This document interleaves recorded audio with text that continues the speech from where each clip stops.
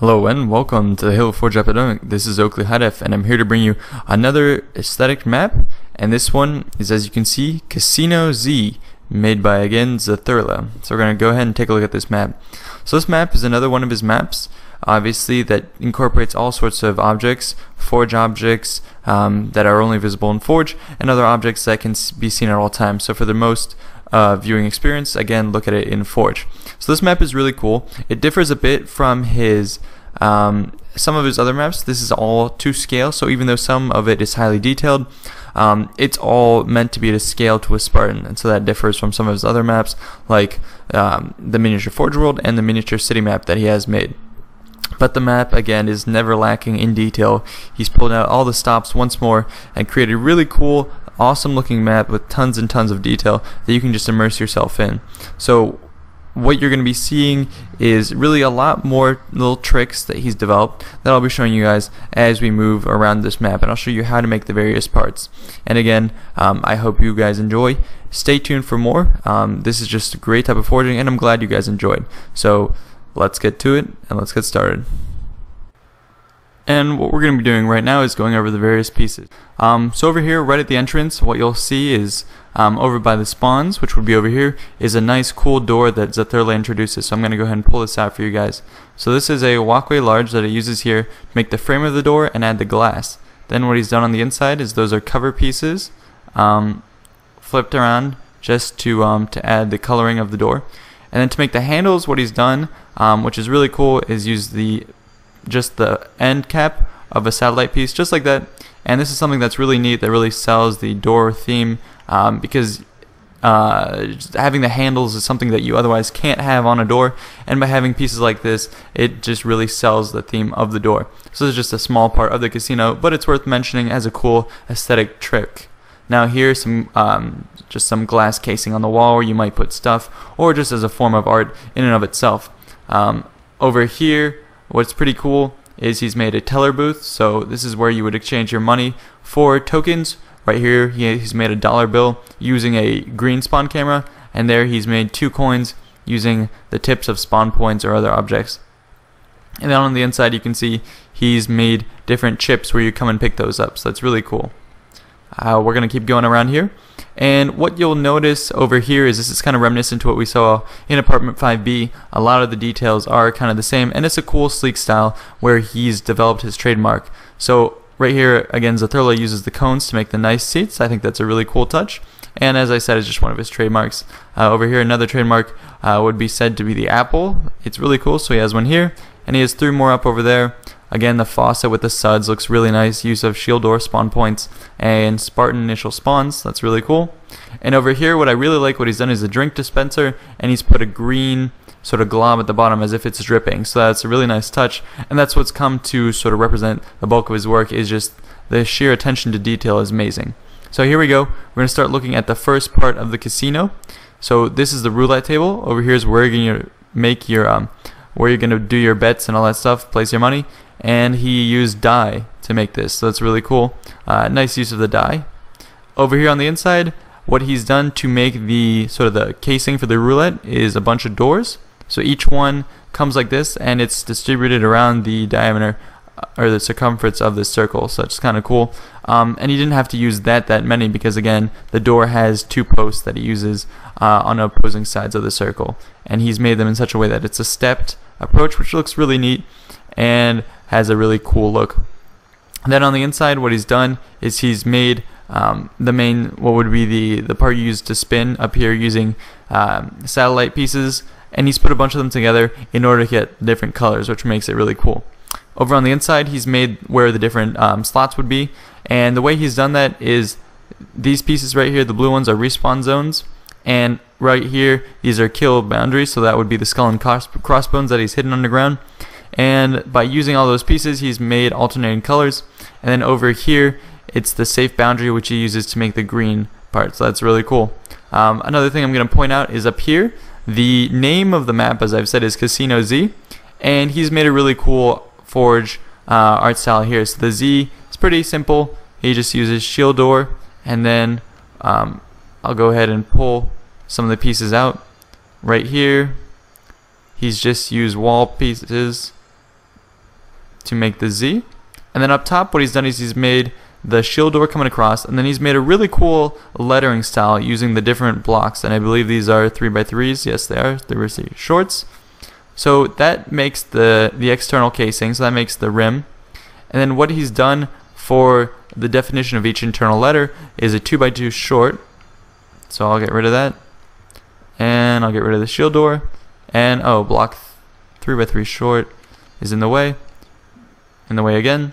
So it is in fact a 2x1 flat. So he's used a bunch of these, sunk them in just like this to make the different parts. And then the cool thing about these pieces is because they have sort of rounded edges to them, you can put them together easily in Forge, and they'll kind of come together seamlessly. So that's how he made some of the bigger bits of his lettering.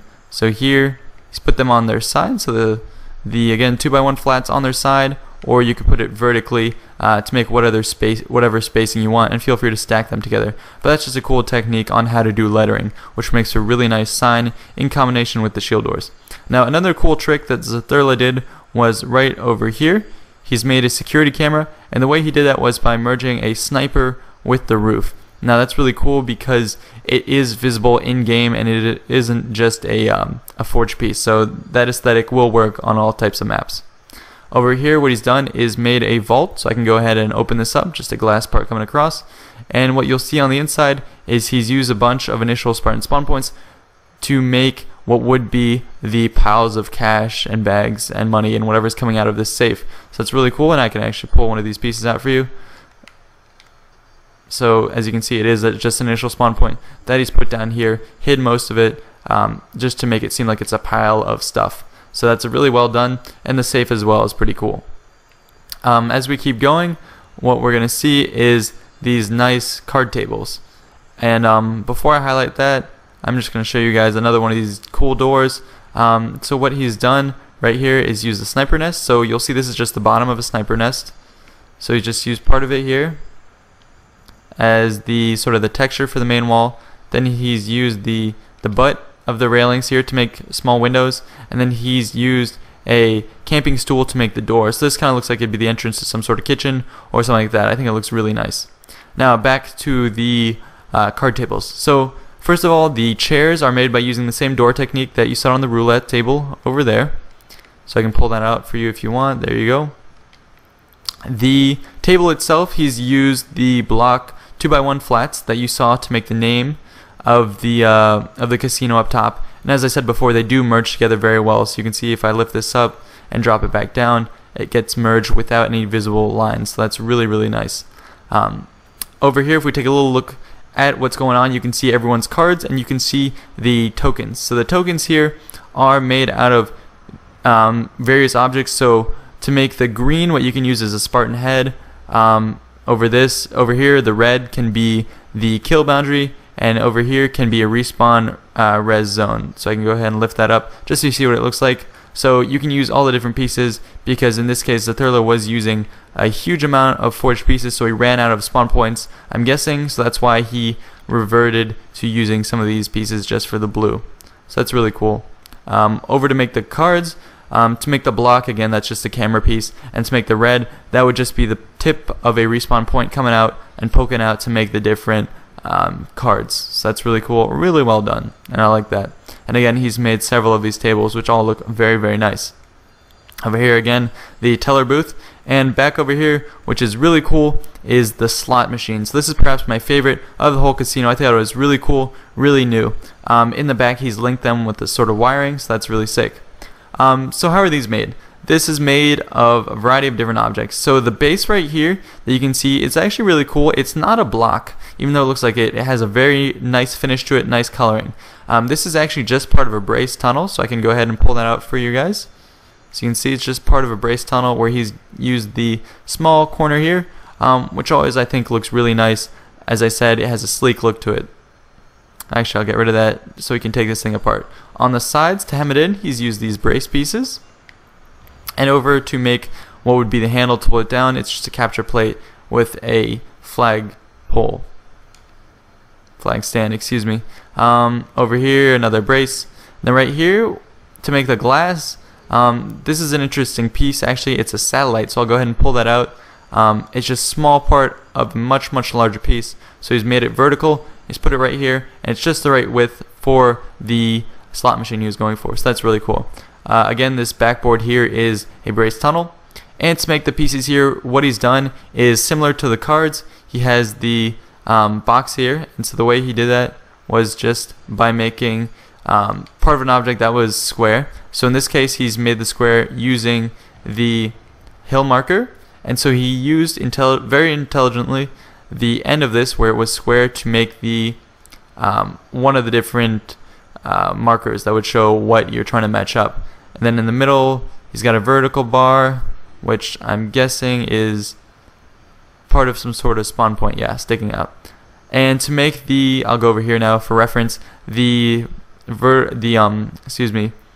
circular ellipse looking parts, these are just the edges of spawn points, as you can see here. And then of course the skull at the top is just the skull and crossbones you guys have been familiarized with. So that's about what goes into making these different slot machines, and I thought that was really cool, really neat, and it came off well. And of course he's used the flag stands right here to make the different buttons you'd press. So thanks guys, I hope you enjoyed. This has been Oakley Hidef with the Halo Forge Epidemic, and I am signing out. Thank you.